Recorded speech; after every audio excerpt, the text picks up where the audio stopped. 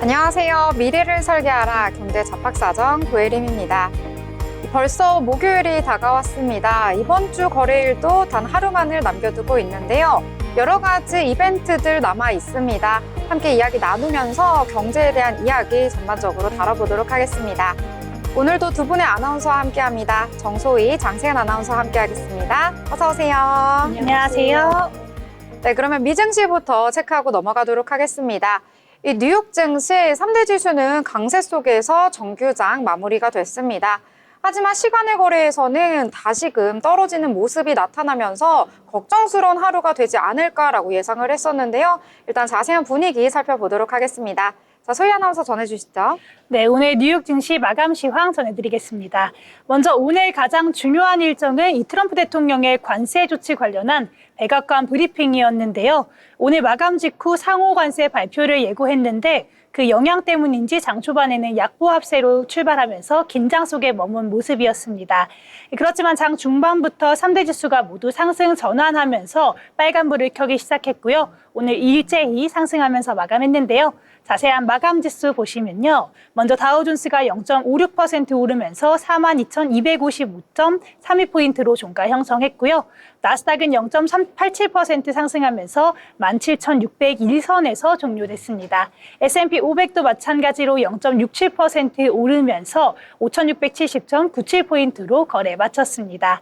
이렇게 상승으로 장 마감했지만 이후에 트럼프 대통령의 상호 관세 관련 브리핑이 있었는데요. 관련해서 더 자세한 내용 글로벌 이슈로 함께 알아보도록 하겠습니다. 먼저 앞서 말씀드린 것 같이 오늘 3대 지수 일제히 상승했습니다. 장 초반은 약보합세였지만 그동안 증시에 반영된 관세 관련 비관론이 너무나도 과도했다라는 평가가 나오면서 이 증시가 힘을 받는 모습이었고요. 또한 ADP가 미국의 민간 기업 고용이 전월 대비 15만 5천 명 증가했다고 밝히면서 경기 침체 우려에도 양호한 고용 상황을 시사해주기도 했는데요. 이번 민간 기업 고용은 지난 2월 대비 증가폭이 대폭 확대된 데다 이 다우존스가 집계한 전문가 전망치인 12만 명도 크게 웃도는 수준이라 증시 강세에 힘을 보태주기도 했습니다.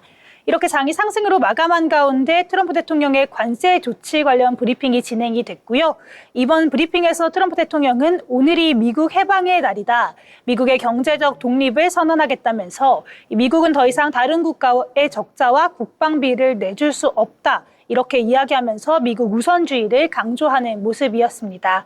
오늘 가장 중요한 건 계속해서 안개 속에 쌓인 것처럼 불확실했던 관세 확정 내용이었는데요.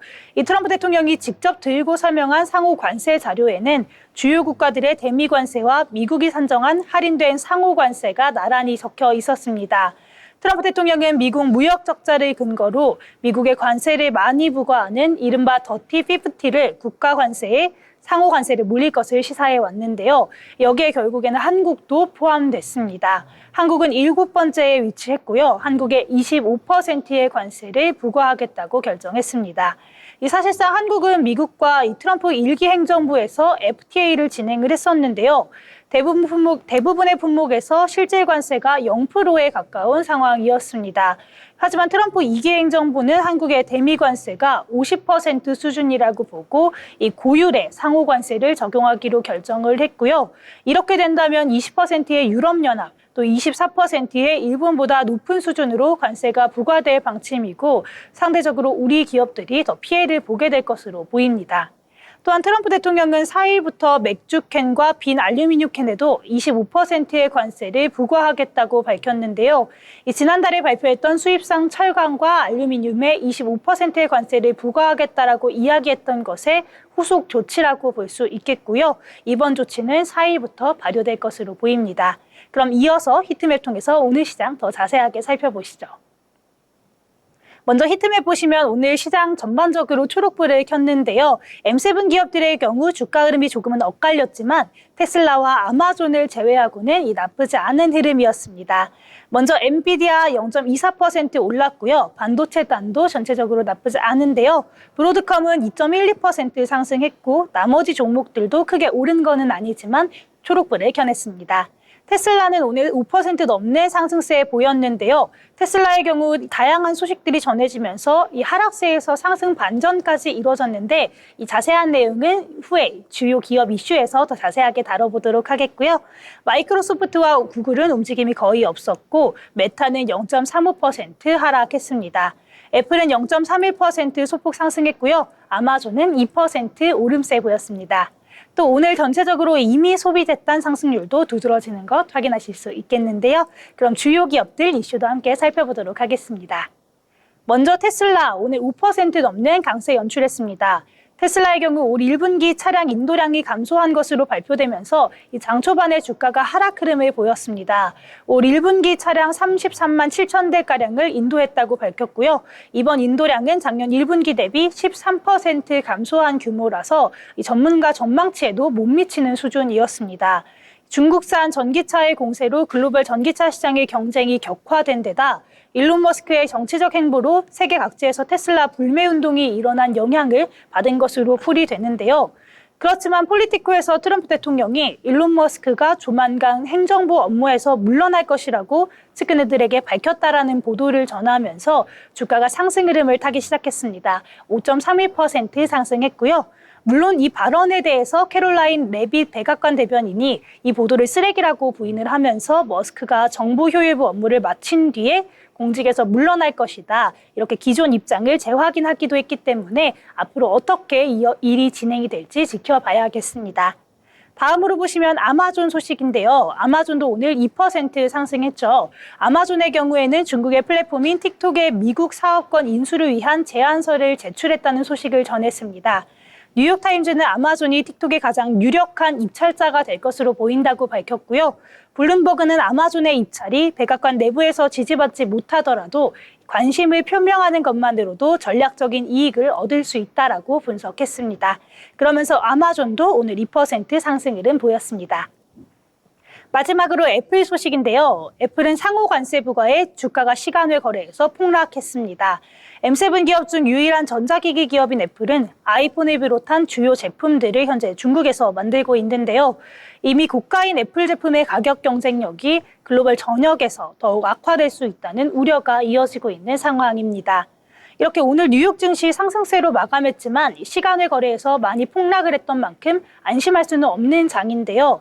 트럼프 대통령의 브리핑이 본격적인 관세 전쟁의 정점으로 향하고 있는 가운데 시장의 움직임이 심상치 않습니다. 우리나라도 꽤 크게 타격을 받을 것으로 보이는데 이와 관련된 소식들 계속해서 전해드리도록 하겠습니다. 지금까지 뉴욕 증시 전해드렸습니다. 네, 뉴욕 증시 전체적으로 잘 설명을 해주셨습니다. 관세에 대한 이야기 계속해서 나왔는데요. 드디어 발표가 됐습니다. 이에 따라서 증시가 좀 충격을 받지 않을까 걱정을 했었는데 일단 뉴욕 증시 같은 경우에는 3대 지수 강세 속에서 마감이 됐다라고 보실 수가 있겠는데요. 역시 불확실성이 조금은 해소가 됐다라고 시장은 평가를 한 것 같습니다. 하지만 강세를 보였던 만큼 시간외에서는 약세를 보였기 때문에 또 어떻게 어떤 방향으로 흘러갈지 지금 알 수가 없는 상황이거든요. 이런 부분까지 체크하시면서 국내장도 대응을 하시면 좋을 것 같습니다.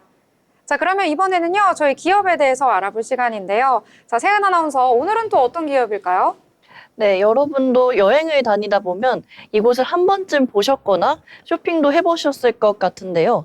오늘은 세계 최대의 소매 기업 월마트에 대해서 이야기해 보려고 합니다. 월마트는 1962년에 샘 월튼이 미국 아칸소주의 로저스라는 아주 작은 마을에서 시작했습니다. 샘 월튼은 어디서나 언제나 가장 싼 가격으로 소비자들에게 좋은 물건을 제공하자라는 목표로 이 회사를 만들었는데요. 처음엔 시골 지역 큰 할인 매장을 열어서 많은 사람들에게 인기를 끌었다고 합니다. 월마트가 성공한 가장 큰 이유 중 하나는 바로 가격 경쟁력입니다. 비용 절감과 효율성을 계속 강조하면서 회사가 급속히 성장했고요. 1970년에는 뉴욕 증권거래소에 상장되면서 전 미국에 이름을 알리게 됩니다. 1988년에 월마트는 슈퍼센터라는 새로운 매장 형식을 도입했습니다. 여기서 식료품, 옷, 가전제품 등 필요한 모든 것을 한 곳에서 살 수 있었는데요. 이런 편리한 쇼핑 방식 때문에 인기를 크게 끌었고 지금은 우리가 흔히 알고 있는 대형마트의 기본이 되었습니다. 그리고 1990년대에 들어서면서 월마트는 미국을 넘어서 멕시코, 캐나다, 중국 같은 나라들에도 적극적으로 진출하기 시작합니다. 덕분에 지금은 전 세계 20여 개국에서 10,000개가 넘는 매장을 운영하면서 세계에서 가장 큰 소매 기업으로 자리 잡게 됩니다. 하지만 시대가 변하면서 사람들은 점점 더 온라인 쇼핑을 선호하게 되었는데요. 월마트도 이에 맞춰서 디지털 전환을 적극적으로 추진했습니다. 특히 아마존과의 경쟁에서 밀리지 않기 위해 온라인 쇼핑몰을 인수하였고, 최근에는 드론 배송 서비스까지 도입하면서 기술적인 혁신에도 앞장서고 있습니다. 최근 월마트는 멕시코에 2025년까지 약 60억 달러의 엄청난 투자를 계획하고 있다고 밝혔는데요. AI와 로봇을 활용한 최첨단 물류센터를 건설해서 운영 효율을 더 높일 계획이라고 합니다. 덕분에 5,500개 정도의 일자리도 생길 예정이라고 하니까 정말 기대되는 투자 소식입니다. 그리고 또 한 가지 흥미로운 소식이 있는데요. 최근에 배우 글렌 포웰과 손잡고 스매시 키친이라는 유기농 소스 브랜드를 독점으로 출시했습니다. 요즘 건강과 환경을 중요하게 생각하는 소비자들이 많아지고 있는 추세인데요. 이런 흐름을 아주 잘 읽은 전략 같습니다. 최근 월마트는 좋은 실적과 과감한 투자 계획 덕분에 주식시장에서도 좋은 평가를 받고 있습니다. 특히 꾸준한 수익과 안정적인 배당금 덕분에 많은 투자자들이 계속 관심을 가지고 있는데요. 월마트의 주식은 장기 투자자들에게는 매우 매력적이고 안정적인 투자처로 잘 알려져 있습니다.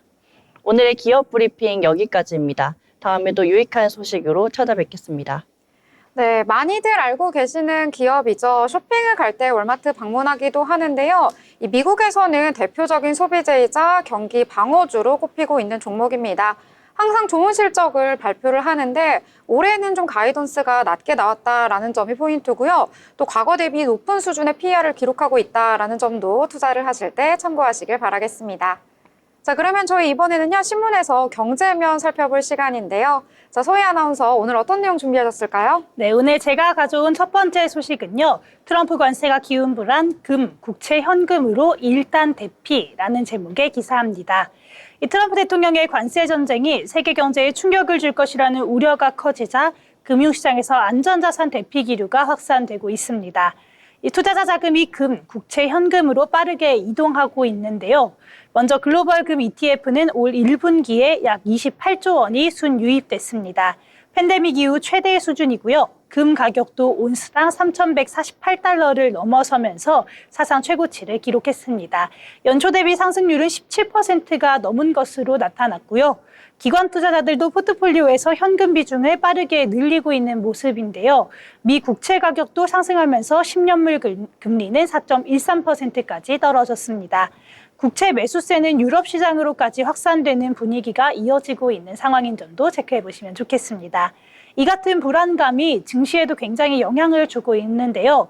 S&P 500 지수는 1분기에 4.6%, 나스닥은 10% 넘게 빠지면서 2년 반 만에 가장 큰 하락폭을 기록하고 있고요.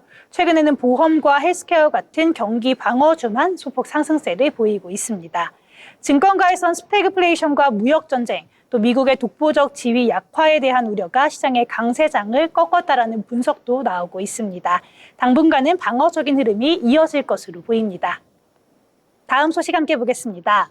중대미 투자 제한, 유럽연합 보복관세, 각국 상호관세 긴박 대응. 트럼프 대통령의 상호 관세 방침에 대응해 세계 각국이 굉장히 빠르게 움직이고 있습니다. 중국은 최근 미국 투자에 대한 기업 승인 절차를 사실상 중단했고요. 향후 관세 협상에서 유리한 고지를 점하려는 전략으로 보이고 있습니다. 중국의 이번 조치는 과거 안보나 자본 유출을 이유로 일부 제한하던 방식보다 훨씬 강력한 조치고요. 중국의 지난해 대미 투자는 약 69억 달러로 전년보다 5% 넘게 줄었습니다. 유럽연합도 보복 조치를 확대하겠다는 뜻을 밝혔는데요. 미국의 철강, 알루미늄 관세뿐 아니라 자동차 관세에도 대응할 가능성을 시사하고 있습니다. 이미 총 42조 원 규모의 보복 관세를 이달 중순부터 부과하겠다고 예고한 상황이고요. 캐나다 역시 미국의 추가 관세에 맞서서 보복 조치를 준비 중이라고 밝혔습니다. 각국이 긴박하게 움직이면서 이 무역 갈등 당분간 더욱더 심화될 것으로 보이고 있습니다. 다음 소식도 함께 보겠습니다. 밸류업 공시 늘었지만 금융주 랠리는 글쎄. 올해 초에 줄어들었던 기업 가치 세고, 이른바 밸류업 공시가 다시 늘고 있습니다. 정치적 불확실성에도 불구하고 주주 환원이 기업 경영의 주요 흐름으로 자리 잡은 건데요. 지난달 밸류업 관련 공시는 총 20건으로 전달보다 4건 늘었습니다. 셀트리온, 삼양식품, 현대건설 등이 공시를 했고요. 코스닥에서는 컴투스, SFA 등이 포함이 됐습니다. 정부도 기업의 밸류업 정책을 밀어주고 있는 분위기인데요.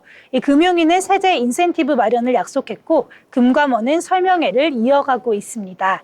다만 금융주 랠리가 재현되기는 쉽지 않아 보입니다. 이 공매도 재개 이후 메리츠 금융지주 같은 밸류업 모범생까지 공매도에 타겟이 되고 있기 때문인데요. 실제로 메리츠는 이번 주에 3거래일 연속으로 하락했고 전체 거래 중 4분의 1이 공매도였습니다. 외국계 창구를 통한 매도 비중도 높았고요. 공매도 금지 기간에 오른 금융주들이 다시 조정을 받을 가능성이 커지면서 작년과 같은 상승세는 당분간 기대하기 어려울 것으로 보고 있습니다. 다음 소식도 함께 보도록 하겠습니다. 최태원 휴머노이드 속도전, 4대 그룹 AI 선점 총력. SK그룹이 본격적으로 AI 로봇 사업에 뛰어들었습니다. SK온이 산업용 로봇 기업 유일 로보틱스 인수를 추진하고 그룹 차원에서도 휴머노이드 개발을 위한 속도전에 들어갔는데요. 최태원 회장은 CES 2025 현장에서 AI가 실제 사물에 적용되는 피지컬 AI의 흐름을 직접 확인했고 젠슨왕 엔비디아 대표와 이 주제로 논의했다고도 밝혔습니다. SK텔레콤은 AI 로봇 연구 조직을 본사로 옮기면서 기술 상용화에 속도를 내고 있고요. SK온은 유일 로보틱스 지분의 콜옵션을 확보하면서 사실상 인수 수순에 들어갔습니다. 삼성전자 출신의 휴머노이드 전문가들이 대거 합류한 유일 로보틱스는 듀얼 암 기반 로봇 등 개발에 박차를 가하고 있는 상황이고요. 이처럼 SK의 로봇 전략이 본격화가 되면서 삼성, 현대차, LG까지 국내 4대 그룹의 AI 로봇 선점 경쟁도 한층 더 치열해질 전망을 보이고 있습니다. 삼성전자는 레인보우 로보틱스를 자회사로 편입했고 현대차는 미국 공장에 보스턴 다이내믹스 로봇을 대거 투입했습니다. LG전자도 로보스타, 베어 로보틱스 같은 다양한 로봇 기업에 투자하면서 기술을 축적 중인 것으로 나타났고요. 생성형 AI 기술이 급속도로 발전하고 있는 지금이기 때문에 AGI 기반의 휴머노이드 경쟁도 점점 현실로 다가오고 있다고 볼 수 있겠습니다. 마지막 뉴스도 함께 보도록 하겠습니다. 기업 부도 위험 2배 커져 대출 핀셋 관리라는 제목의 기사인데요. 경기 침체가 본격화되면서 은행들이 거래하는 기업들의 부도 위험이 1년 만에 2배 가까이 뛰었습니다. 이에 따라 시중은행들은 기업 대출에 대해 더 깐깐하게 관리에 나서고 있는데요. KB국민, 신한, 하나, 우리 같은 4대 은행의 거래 상대방 신용 위험은 지난해 26조 원을 넘어서면서 전년 대비 2배 이상 급증했습니다. 이는 은행이 기업과의 금융거래에서 돈을 떼일 수 있다는 위험을 수치화한 것으로 이 기업 신용이 악화되고 있다는 수치를 보여주는 지표인데요. 트럼프 대통령 당선 이후 커진 통상 리스크와 국내 계엄 사태, 여기에 환율 급등까지 겹치면서 수출 기업 타격이 컸던 것으로 분석되고 있습니다. 은행들은 해외 파생 상품 거래가 많은 기업에 대해 핀셋 관리를 시작했고요. 기업 자금 조달 환경은 한층 더 경직될 것으로 보여집니다. 한편 시중엔 갈 곳을 잃은 단기 자금이 1,400조 원 이상 쌓여 있는데요. 금리는 낮고 정책 자금은 계속해서 풀리고 있지만 투자나 소비로는 이어지지 않고 있습니다. 실제 통화 유통 속도는 팬데믹 때와 비슷한 수준까지 떨어졌다고 하고요. 시중에 돈은 돌지만 실물 경제에는 잘 스며들고 있지 않다는 이야기가 나오고 있습니다. 오늘 제가 준비한 뉴스 브리핑은 여기까지입니다. 네, 이렇게 뉴스에 대해서 전체적으로 잘 짚어주셨습니다. 아무래도 뉴스를 살펴봐도요, 관세에 대한 이야기가 가장 중심에 있지 않나라는 생각이 들었고요. 또 은행과 밸류 관련된 이야기도 했었는데 잠시 뒤에 소희 아나운서가 또 리포트 관련해서 전달해 드릴 예정이거든요. 끝까지 시청해 주시길 바라겠습니다. 더불어 본 방송에서 제공하는 정보는 투자 판단을 위한 조언일 뿐 해당 종목의 가치, 상승과 하락에 대해서는 보장하지 않습니다.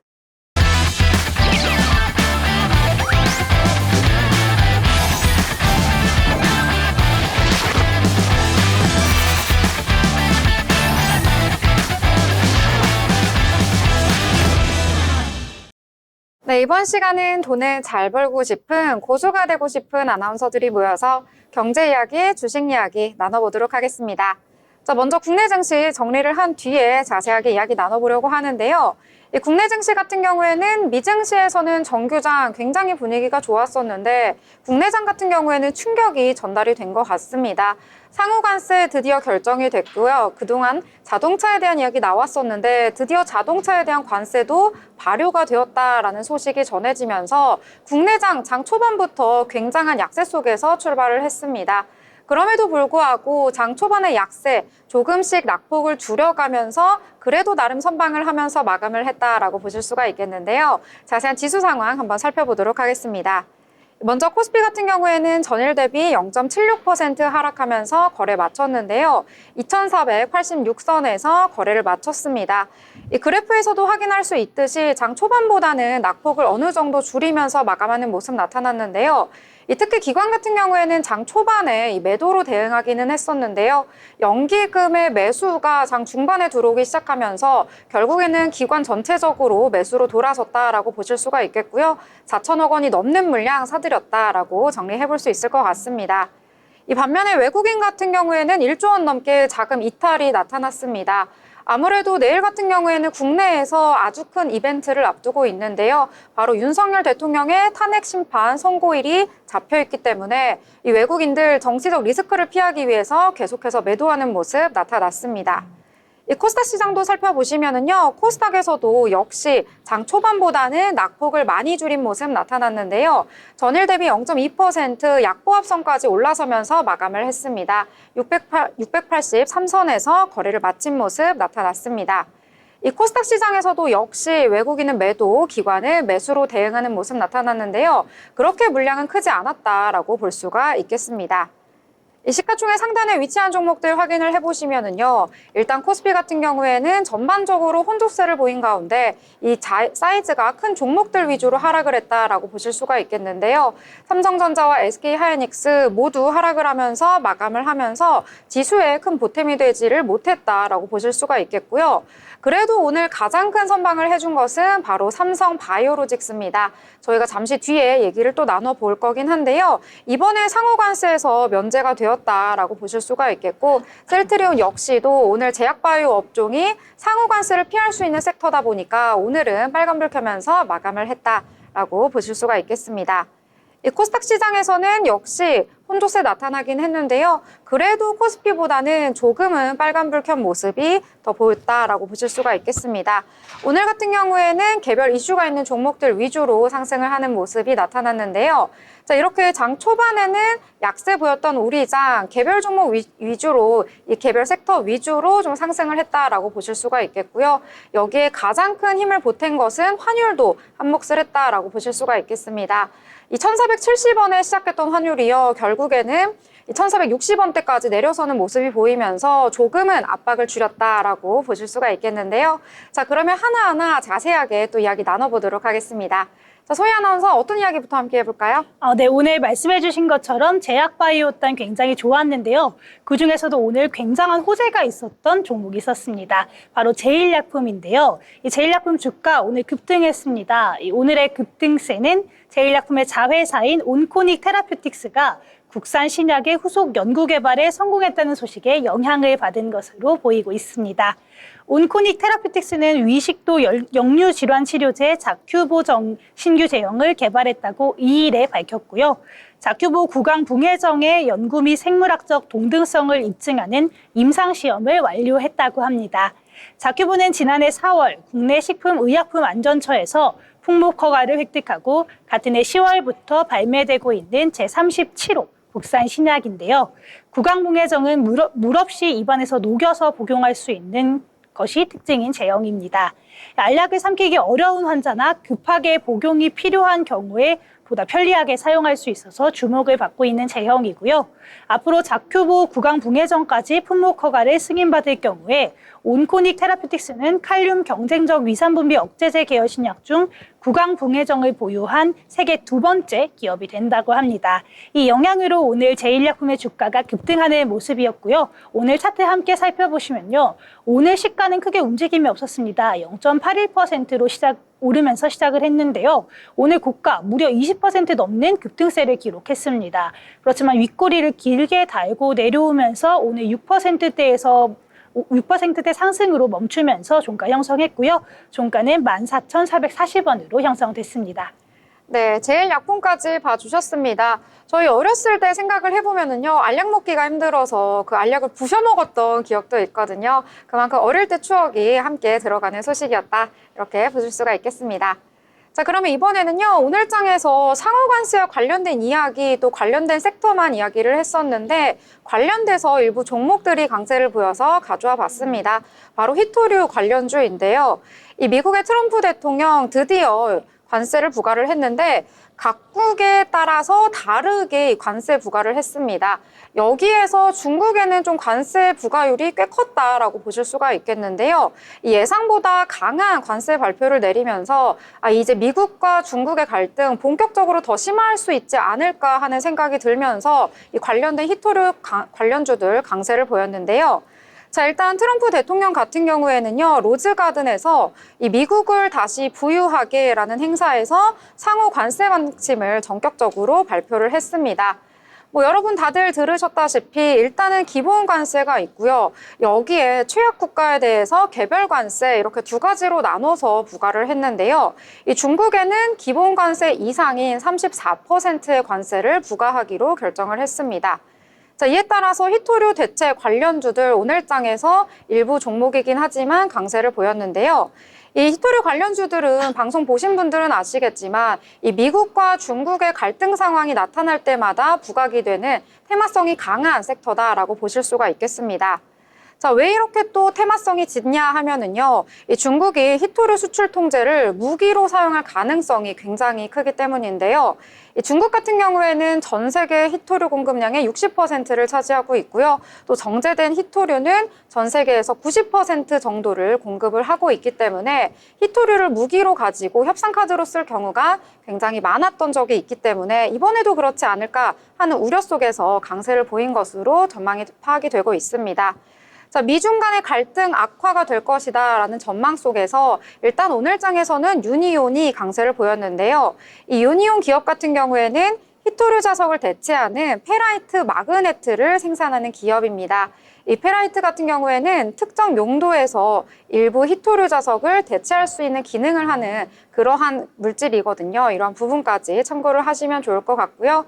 이 밖에도 유니온의 자회사, 유니온 머트리얼, 노바텍 같은 종목들 아주 소폭이긴 하지만 오늘 장에서 강세를 보였다. 이렇게 정리를 해보도록 하겠습니다. 자, 그러면 다른 내용들 함께 또 이야기 나눠볼 텐데요. 소희 아나운서, 이번에는 어떤 내용일까요? 네, 이어서 증시 관세 관련된 내용 계속해서 전해드리려고 하는데요. 오늘 이 트럼프 대통령의 관세 전쟁이 계속해서 이야기가 나올 수밖에 없는 상황입니다. 앞서서도 바이오 관련된 주 말씀드렸는데 이 바이오가 바로 관세의 안전지대라고 볼 수 있었는데요.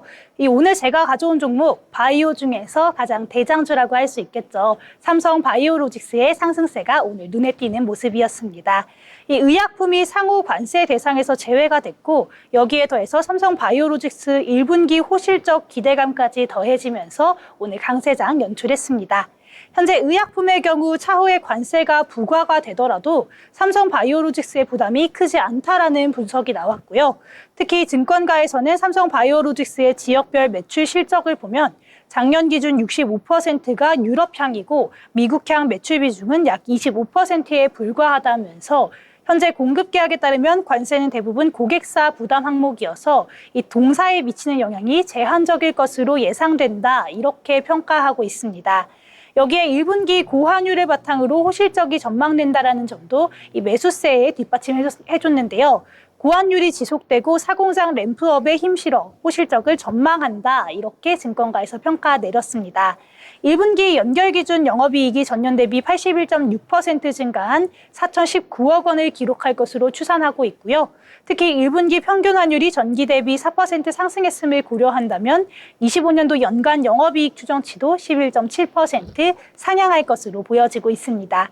그런 가운데 오늘 삼성 바이오로직스 안정적으로 상승 흐름 이어줬고요. 오늘 차트도 함께 보시면요. 오늘 시가 0.48% 오르면서 시작을 해서 고가 7% 넘게 올랐습니다. 7.85%까지 올랐다가 약간은 힘이 빠지면서 6.32% 상승한 111만 1,000원으로 종가 형성하는 모습입니다.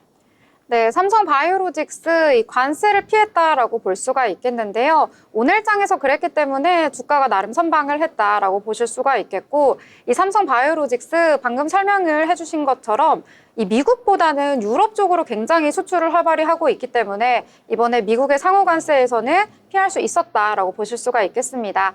이 증권가에서도 목표 주가 줄줄이 상향하는 모습까지 나타났거든요. 앞으로의 주가 추이도 함께 유심히 살펴보시면 좋을 것 같습니다. 자, 오늘 장에서 상호 관세, 항호 관세 계속해서 이야기 나오고 있는데요. 이 관세에 따라서 수혜를 입는 섹터도 있고 피해를 입는 섹터도 있습니다. 이에 대해서 한번 간략히 설명을 해보려고 하는데요. 자, 일단은 피해를 입는 섹터 같은 경우엔 연일 저희가 또 방송에서 설명을 해드렸었는데요. 아무래도 자동차가 아닐까 싶습니다. 자, 증권가가 이번에 25%의 관세 부과의 최대 피해 업종으로 일관되게 자동차를 지목하긴 했었는데요. 자, 일단 그 이유를 살펴보자면 이 미국은 한국 자동차의 최대 수출 시장이다라고 볼 수가 있겠습니다. 그렇기 때문에 25%라는 고율 관세는 결국에는 즉각적으로 가격 경쟁력을 하락시키는 요인이 될 수도 있기 때문에 이 가격 경쟁력이 떨어지게 되면 그만큼 이 미국 내에서 판매량을 감소시킬 수 있는 가능성이 큰 것으로 예상이 되고 있거든요. 이 모든 완성차에 관세가 부과된다면 소비자의 가격 부담으로 이어질 수 있고 이에 따라서 수요 감소 가능성이 매우 커질 것이다라는 흐름 속에서 이 자동차가 엄청난 피해를 입을 것이다라는 전망이 우세한데요. 또 완성차뿐만 아니라요. 자동차 대표주들이 피해를 얻게 된다면 또 그에 따라서 이 하단에 있는 이 부품주에도 타격을 받을 것으로 예상이 되고 있습니다. 이에 따라서 자동차 전반이 오늘 약세를 보이고 있고요. 현대차와 기아 같은 경우에는 52주 최저가를 기록하기도 했었는데요. 이 반면에 피해를 없는 업종이 있다면 수혜를 얻는 업종도 있을 것으로 기대가 되고 있습니다. 자, 일단 암울한 전망 속에서도 방위 산업 같은 경우에는 이 상대적으로 선방을 할 수 있다라고 꼽히는 섹터인데요. 이 트럼프 관세 타깃 중에 하나가 이 방위비 분담 압박이다라는 점을 고려를 한다면 이 관련 산업인 우주나 국방 같은 경우에는 오히려 모멘텀을 가질 수 있다라는 전문가들의 의견도 함께 나오고 있습니다. 자, 그리고 오늘 장에서도 나름 선방했던 쪽이 바로 조선업인데요. 오늘 장에서는 조선업뿐만 아니라 조선기자재 역시도 좀 강세를 보였다라고 볼 수가 있겠습니다. 이 미국이 중국에 대한 견제를 날로 강화하게 된다면 이 국내 한국의 기업들이 수혜를 입지 않을까 하는 기대감이 모이면서 좀 선방했던 쪽으로 볼 수가 있겠고요. 그리고 여러분들 그동안 예상치 못했던 이 인터넷 플랫폼 바로 네카오 같은 경우에도 수혜주로 꼽히고 있습니다. 이 트럼프 행정부가 상호 관세를 빌미로 이 각국의 플랫폼 규제를 협상 카드로 내밀 가능성이 높아지고 있는데요. 이에 따라서 인터넷 플랫폼주도 상호 관세 발표 이후에 수혜를 받을 것으로 예상이 되고 있거든요. 특히 이 중에서 카카오 같은 경우에는 윤석열 대통령의 탄핵 심판 선고 이후에 또 그 결과에 따라서 주가가 변동될 수 있기 때문에 이러한 부분까지 체크를 하시면서 포트 구성을 해보시면 좋을 것 같습니다. 자, 이렇게 상호관세와 더불어서 각종 섹터에 대해서 간략하게 언급을 해드렸는데요. 자, 이번에는 상호관세와 관련해서 또 무풍지대로 손꼽히는 쪽을 한번 이야기해보려고 합니다. 자, 소희 아나운서 어느 쪽이죠? 네, 상호관세의 무풍지대 바로 엔터주입니다. 이 엔터주는 관세 압박을 피할 수 있다라는 전망에 오늘 상승세를 보였고요. 고환율 실적 성장 수혜 전망도 엔터주의 상승세를 뒷받침해줬습니다. 먼저 디어유, 팬 아티스트 소통 플랫폼인 디어유의 경우에는 오늘 7.62% 상승했고요. SM은 4.72% 오른 10만 8,600원으로 종가 형성했습니다.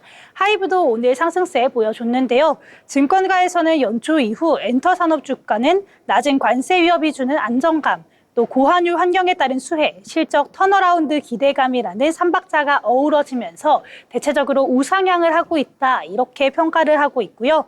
NH투자증권은 하이브에 대해서 엔터준의 탑픽을 유지하고 한한령 해제 기대감이 더해지면서 리레이팅 가능성을 확대한다, 이렇게 얘기를 했습니다. 또 여기에 더해서 캐릭터 활용에 따른 MD 상품 매출 안정화, 리버스 유료화에 따른 수익성 강화가 가져올 실적 성장성도 굉장히 긍정적이라고 평가를 했는데요. 그러면서 오늘 하이브 상승 흐름 이어갔고요. 차트 함께 보시면 그동안 하이브 굉장히 이 매도와 매수가 왔다 갔다 하면서 퐁당퐁당하는 모습이었습니다. 오늘은 매수세가 훨씬 짙은 모습이었고요. 오늘 시가 전일과 거의 동일하게 출발을 해서요. 고가는 4% 넘게 올랐습니다. 물론 저가도 2% 넘게 빠지는 모습이긴 했지만 다시 회복을 하면서 오늘 2.6% 상승한 23만 7천 원으로 종가 형성하는 모습입니다. 네, 엔터주 같은 경우에는 관세의 폭탄에서 피할 수 있다라는 이야기와 함께 오늘 장에서 강세를 또 한 번 보여주는 모습 나타났는데요. 저희가 아까 삼성바이오로직스 방송 전에 이야기를 하면서 이 관련돼서 제약바이오 관심 있는 종목 이야기해보자라고 했었는데 이야기를 못하고 넘어갔어요. 아, 맞아요. 그래서 이번에는 엔터와 관련된 관심 종목을 이야기하면 어떨까라는 생각이 드는데 혹시 관심 있는 종목 있으신가요? 주식 좀 잘 아신다고 들었어요. 저는 아무래도 JYP에 관심이 많습니다. 네. 이유가 뭔가요? JYP의 많은 그 아티스트들이 되게 요즘 유행이잖아요. 그래서 저는 JYP가 굉장히 좋은 것 같다고 생각합니다. 그래요? 굉장히 관심 많고 잘 안다고 한 거에 네. 비해서는 대답이 갑자기 물어보셔가지고. 당황을 하셨군요. 네. 생각보다 좀 허당스러운 대답이 나와가지고 예상을 못했는데요. 혹시 소희 아나운서는 어떤 종목이나 있을까요? 저는 방금도 이제 탑픽으로 꼽았지만 바로 하이브에 좀 주목해봐야 되지 않을까 싶은데요. 또 이 BTS 완전체가 복귀를 하기도 하고 현재 이 하이브 아티스트들이 굉장히 좋은 흐름을 유지하고 있잖아요. 그래서 이 하이브의 성장세가 굉장히 눈에 띄는 모습이라고 합니다. 또 하이브가 게임 산업이 같이 연관되어서 진행을 많이 하고 있기 때문에 굉장한 이런 실적 성장세가 두드러지지 않을까 이렇게 보고 있습니다. 네, 그렇군요. 저는 JYP 하이브 말씀해 주셨으니까 SM을 꼽아보도록 하겠습니다. 자, 그러면 저희 이번에는요, 인물에 대해서 함께 알아보려고 하는데요. 자, 세은 아나운서 어떤 인물인지 전해주시죠. 네, 오늘 만나볼 인물은 단 한 권의 책으로 시작해 전 세계 유통을 판을 뒤바꾼 인물인데요. 바로 제프 베이조스에 대해서 알아보는 시간 갖겠습니다. 제프 베이조스는 1964년 미국 뉴멕시코주에서 태어났습니다. 어릴 적부터 과학과 기술에 유난히 흥미를 보였다는데요. 차고에서 전기 경보 시스템을 만들고 형과 여동생의 방에 설치했다는 에피소드는 지금도 유명합니다. 1994년 인터넷의 급성장을 예견한 베이조스는 모든 것을 내려놓고 창업의 길로 들어섰습니다. 그의 목표는 온라인 서점, 시애틀 자택 차고에서 시작된 이 회사가 바로 오늘날의 아마존입니다. 책 한 권으로 시작한 이 기업은 전자제품, 식료품, 심지어 클라우드 컴퓨팅까지 사업을 확장하면서 오늘날 지구에서 가장 고객 중심적인 회사로 성장하게 됐습니다. 아마존은 팬데믹 기간 동안 비대면 소비 트렌드와 함께 급성장했고요. 베이조스는 세계 최고 부자의 자리에 오르게 됩니다. 하지만 베이조스의 꿈은 단지 지구에만 머물지 않았습니다. 2000년 그는 우주 탐사 기업 블루 오리진을 설립합니다. 인류의 미래가 지구 너머에도 있다는 철학은 일론 머스크의 스페이스 X와 맞물리면서 우주 산업에 대한 경쟁을 불러일으켰습니다. 2021년 7월 베이조스는 자신이 개발한 로켓을 타고 우주 관광에 직접 나섭니다. 민간 우주비행 역사의 한 획을 그은 순간이었죠. 최근 베이조스의 블루 오리진이 미국 나사의 달 탐사선 프로젝트에 다시금 도전장을 내밀었습니다. 지난 계약에서는 일론 머스크의 스페이스 X가 선택을 받으면서 고배를 마셨지만 2024년 들어서는 나사의 추가 계획을 블루 오리진과 체결하면서 베이조스는 다시 우주 산업의 중심에 서게 됐습니다. 또한 최근 그는 자산 일부를 처분하면서 블루 오리진에 더 큰 투자를 예고했고요. 내 인생의 두 번째 챕터는 우주에 있다고 말하면서 여전히 미래를 향한 발걸음을 멈추지 않고 있다고 합니다. 책 한 권에서 시작해 세계 최대 기업을 만든 남자, 지구를 넘어 우주까지 사업 영역을 확장한 그는 단순한 기업가를 넘어 미래를 상상하는 개척자라고 할 수 있을 것 같습니다. 오늘의 인물 브리핑 여기까지입니다. 다음에도 흥미로운 인물 이야기로 찾아뵙겠습니다. 네, 제프 베이조스 이 아마존의 CEO에 대해서 설명을 해주셨습니다. 자, 이런 인물의 성향을 보니까요. 아마존이 올해 들어서 왜 이렇게 공격적으로 투자를 하나 이런 것들에 대해서 좀 공감이 되기도 했는데요. 우주 산업뿐만 아니라 양자 컴퓨팅까지 폭넓게 도전하고 있는 모습, 사업 확장을 하고 있는 모습까지 알 수 있는 시간이었습니다. 자, 그러면 저희 이번에는요, 리포트 알아볼 시간인데요. 저희 방송 초반에 잠시 뒤에 또 은행과 관련된 이야기 해보겠다라고 했었는데, 자, 소희 아나운서 전해주시죠. 네, 오늘 제가 가져온 리포트 바로 은행주입니다. 현재 은행주 주가가 낮은 건 알겠는데 이 규제가 너무 많아서 투자하기 굉장히 망설여지기도 하죠. 그럼 오늘 교보증권에서 발간한 밸류업 은행편, 중요한 것은 속도가 아니라 방향이다. 리포트 함께 보시면서 현재 은행업종 다시 들여다봐야 하는 이유 함께 살펴보도록 하겠습니다. 요즘 은행주 확실히 저평가 구간입니다. 대표적으로 하나금융지주의 경우 현재 PBR이 0.35배 수준인데요. 글로벌 금융위기 시기와 유사한 수준이지만 이익 체력은 훨씬 높아진 상황입니다. 이건 다른 금융지주들도 마찬가지고요. 대부분 PBR이 0.4배 안팎에서 거래 중이고 또 PER 기준으로도 4배에서 5배 수준이라 국내외 대형주 대비해서 확연하게 저평가 상태인 거 확인하실 수 있겠습니다. 이 과거 같으면 이렇게 싸면 혹시 실적이 꺾이나? 이런 우려가 따랐을 텐데 지금은 실적도 잘 나오고 있고 배당도 꾸준한 상황이라서 굉장히 이례적인 밸류에이션이다 이렇게 평가를 하고 있는데요. 이렇게 은행주가 저평가되는 이유 크게 3가지로 요약할 수 있습니다. 첫 번째는 차익 실현 매물 부담인데요. 작년에 은행주들이 워낙 많이 올랐었기 때문에 자연스럽게 단기 매물이 출회했다는 해석이 있고요. 또 두 번째로는 배당 락에 대한 우려, 세 번째는 가계대출 규제 같은 정책 리스크에 대한 불확실성 때문이었습니다. 그런데 최근 들어서 분위기가 달라지고 있습니다. 먼저 배당락 부담이 해소가 됐고요. 시장에서는 점점 은행주 저평가에 대한 논의가 다시 살아나고 있는 분위기입니다. 그렇다면 실적 흐름은 어떨까요? 올해 1분기 실적은 우선 시장 예상치를 웃돌 것으로 전망을 하고 있는데요. 예상보다 금리 인하가 더디게 진행되고 있고요. 또 그 덕분에 순이자 마진이 안정적으로 유지가 되고 있습니다. 여기에 은행들이 비용 통제에도 신경 쓰고 있기 때문에 이익률 방어가 가능해졌고요. 여신 성장은 제한적이지만 이자 마진이 방어가 되면서 수익성이 크게 훼손되지 않았다라는 게 핵심적인 내용이겠습니다. 그럼 지금 시점에서 왜 은행주에 다시 주목을 해야 하느냐? 먼저 밸류에이션인데요. 현재 대부분 금융지주의 순자산 비율은 0.3에서 0.4배 수준입니다. 이 수치는 과거 위기 시기와 유사한데 지금은 실적도 좋고 자본 비율도 높고 배당 여력도 충분합니다. 극저평가되어 있는 상태라고 볼 수 있겠고요. 예를 들어서 KB금융 같은 경우에는 1분기 실적 기준 ROE가 9% 수준이 예상이 되는데 PBR은 0.4배 미만입니다. 이건 주가가 순자산의 절반에 못 미친다는 의미고요.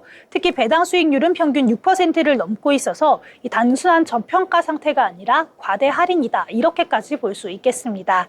다음으로는 규제 리스크인데요. 최근 금융당국이 은행 이자 수익을 제한할 것이라는 우려가 있었지만 실제로는 소비자 보호나 대출 확대 같은 정책 유도 수준에 그칠 것으로 보이고요. 고배당, 자사주 매입은 오히려 적극적으로 권장되고 있는 분위기입니다. 즉 지금은 정책이 리스크라기보다는 기대 요인으로 작용할 가능성이 더 크다. 이렇게 볼 수 있겠습니다. 실제로 금융위는 최근 은행권을 향해서 지속 가능한 배당 정책을 당부하고 있고요. 또 자사주 매입도 주주 환원 차원에서 장려하고 있는 분위기입니다. 대표적으로 하나금융, KB금융, 우리금융은 1분기에도 자사주 매입을 진행 중이고요. 배당 성향도 25% 이상, 배당 수익률은 6에서 7%대로 유지되고 있습니다. 이렇게 배당과 자사주 매입이 동반이 되면 기초 체력은 튼튼하면서도 주가 하방을 막아주는 방어력이 탄탄해지는 구조가 된다. 이렇게 볼 수 있겠고요. 그렇다면 어떤 종목을 우리가 봐야 되는지도 알아봐야겠죠. 이 교보증권은 은행주 중에서도 하나금융지주를 토픽으로 제시했는데요. 이 하나금융지주는 높은 자본 효율성과 공격적인 주주 환원 정책이 가장 강점인 곳입니다. 자사주 매입 규모도 크고 이익의 일정 비율을 배당으로 꾸준히 환원하고 있고요. 게다가 연간 ROE도 9% 중반대로 예상되고 있습니다. 또한 우리금융지주도 눈여겨볼 만한데요. 우리금융은 6.7%의 높은 배당 수익률과 더불어서 2조 원 이상 규모의 자사주 매입 계획이 예정되어 있습니다. 은행주 중에서도 가장 공격적으로 주주 친화적인 정책을 펼치고 있다는 분석입니다. KB금융지주는 리테일 대출 중심의 포트폴리오가 안정적인 실적을 뒷받침해주고 있고요. 현재 PBR 0.38배 수준에서 거래 중입니다. 금리 인하에도 실적 하방이 제한적이라는 점에서 방어력이 좋다는 분석이 나왔습니다. 결국 은행주는 지금 이익, 배당, 정책이라는 이 세 가지 요인을 모두 갖추고 있는데요. 실적은 탄탄하고 배당은 높고 규제도 오히려 완화되는 분위기로 가고 있다라고 한다면 지금처럼 밸류에이션이 저렴한 구간은 오히려 기회라고 볼 수 있겠습니다. 한동안 지지부진했던 은행주, 이제는 다시 한번 눈여겨볼 타이밍이 아닌가 싶은데요. 이렇게 오늘 교보증권의 밸류업 은행편, 중요한 것은 속도가 아니라 방향이다 리포트 함께 보시면서 은행업종 함께 살펴봤습니다.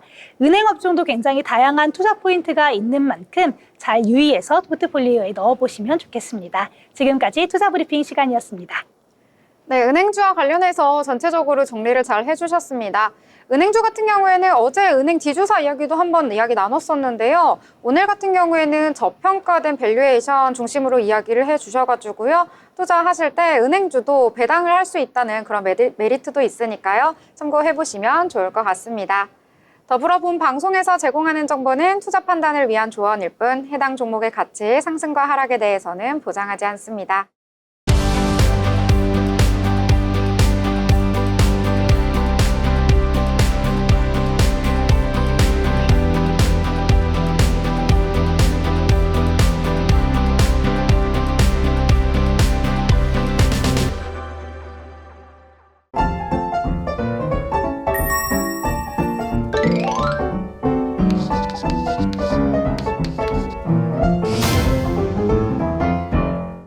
네, 오늘장에 대해서도 여러 가지 이야기들 나눠봤습니다. 오늘장 같은 경우에는 가장 큰 이슈가 바로 트럼프 대통령, 이 미국의 상호 관세였기 때문에 이걸 빼고서는 이야기할 것이 없다라고 할 정도로 오늘 장에서 가장 중심이 되는 내용이었는데요. 자, 그러면 여러 가지 이야기 나눴으니까요. 한번 정리를 해보도록 하겠습니다. 자, 세연 아나운서 어떻게 정리를 하면 좋을까요? 네, 앞서 말씀하셨다시피 관세 이야기가 빼놓을 수 없겠습니다. 네, 상호 관세 발표의 주요 관련주들 크게 변동성 보이고 있는데요. 투자하실 때 흔들리지 않고 잘 투자하셨으면 좋겠습니다. 흔들리지 않고 잘 굳건한 마음으로 투자하셔라라는 이야기 해주셨습니다. 자, 소희 아나운서 어떻게 좀 정리하면 좋을까요? 오늘 굉장히 레드의 의상을 입고 오셨는데요. 네, 오늘 이 주가가 다 오르길 바라는 마음으로 레드를 입고 왔는데 아쉽게도 국내 증시가 다 떨어져서 너무너무 속상합니다. 그런데 우리 결국에는 관세 무풍지대를 찾는 게 핵심이다. 저는 이렇게 말하고 싶은데요. 관세 무풍지대 오늘 전해드렸던 것처럼 제약바이오도 있었고요. 엔터도 있었고 또 방산, 조선도 있었습니다. 이 관세 무풍지대를 찾아서 조금은 이 흔들리는 현 상황을 타파하는 게 어떨까 이렇게 얘기 드리고 싶습니다. 네, 관세에 대한 이야기도 해주셨고요. 특히 오늘장 같은 경우에는 외국인의 자금 이탈이 거셌습니다. 정치적 불확실성이 큰 영향을 미친 것으로 보이는데요. 저희 금요일 오전 11시에는 윤석열 대통령의 탄핵 선고가 예정되어 있습니다. 이 이후에 주가는 또 어떻게 변동이 되고 또 어떤 새로운 장이 펼치게 될지 내일 이야기 함께 나눠보려고 하는데요. 차분히 내일을 기다려보자 이렇게 정리해 보도록 하겠습니다. 자, 목요일 방송 여기서 마무리 짓도록 하겠습니다. 저희는 금요일 방송으로 다시 찾아뵙도록 하겠습니다. 시청해주신 여러분 고맙습니다.